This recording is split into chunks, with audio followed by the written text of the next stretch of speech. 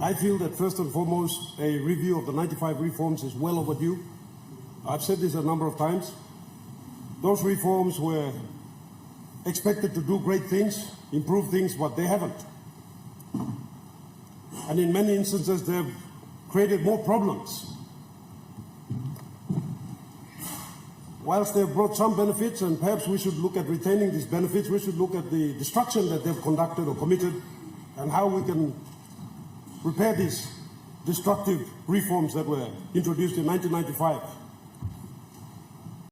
The 1995 reform of the Papua New Guinea PNG government, known as the Organic Law on Provincial Governments and Local Level Governments, OLPGLLG, was a major restructuring of PNG's decentralized system of government.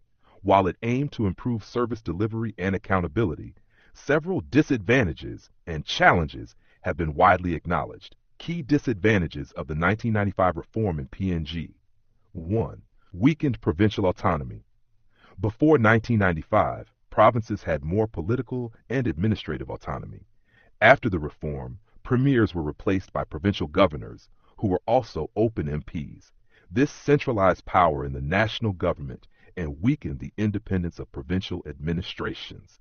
Provinces lost control over important areas like personnel, budgeting, and local lawmaking. 2.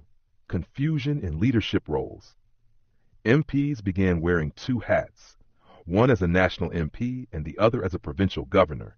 This dual role created conflicts of interest and confusion over whether MPs should focus on national or provincial issues. It also led to ineffective representation at both levels. 3. Administrative overload. The reform required the establishment of district and local level governments, LLGs, across the country. Many of these LLGs lack capacity, funding, and trained staff, making service delivery difficult. The bureaucracy became bloated and inefficient with overlapping responsibilities. 4. Poor service delivery. Despite decentralization on paper, real power and resources were still concentrated in Waigani, Port Moresby. Rural areas saw little improvement in services like health, education, and infrastructure. The reform did not fix the key problems it was meant to address.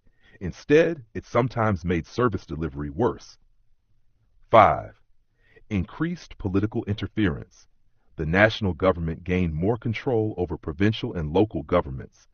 This allowed for political manipulation, especially in how funds were distributed. Governors became more loyal to political parties than to their provincial populations. 6. Fragmentation of governance. The creation of numerous new LLGs without proper support led to fragmentation and duplication of functions. It also increased the cost of governance, draining public resources. In summary, the 1995 reform was intended to improve governance in PNG, but in practice it brought reduced provincial autonomy, role confusion and weak leadership, poorer service delivery, especially in rural areas, administrative overload, more political control from the center, limited capacity at the local level. While the reform did aim for better decentralization, the lack of funding, capacity, and clarity undermined its effectiveness. Many of these problems still affect governance in PNG today.